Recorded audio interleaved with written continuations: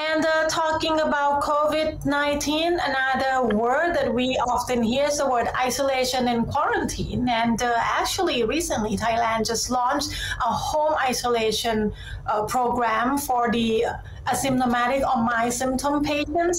But right now, another word that we have been hearing more often also is the word school isolation. So as home and community isolation take on added significance as COVID-19 infection keep rising, with Bangkok and some other provinces experiencing severe hospital bed shortages, there is a new term to add to the list: school isolation. Earlier this month, a large COVID-19 cluster was found in a boarding school in Prabat sub-district in Mueang district of the northern province of Lampang, a week after it reopened. However, classes managed to continue after it transformed the campus using the school isolation model.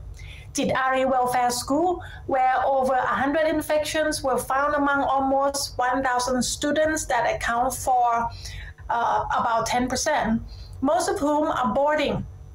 There has been reorganized into a field hospital with doctors and medical personnel on site.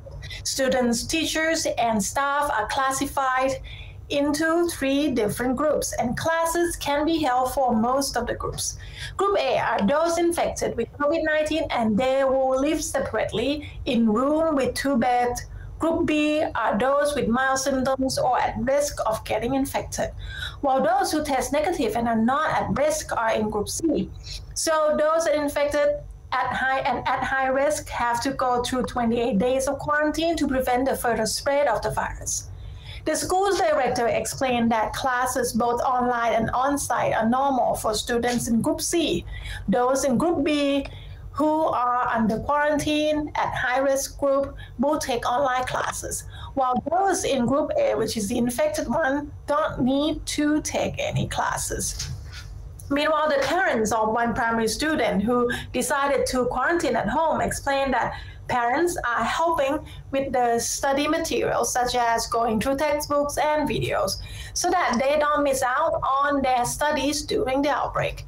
Many locals in Lampang province, such as those in the Tit Ari village community, have been also receiving donations as well as providing food, rings, fans, bed sheets, and other necessities, and delivering them to the school to help students and teachers who are in quarantine. So this is a time that everybody in society just have to help out each other.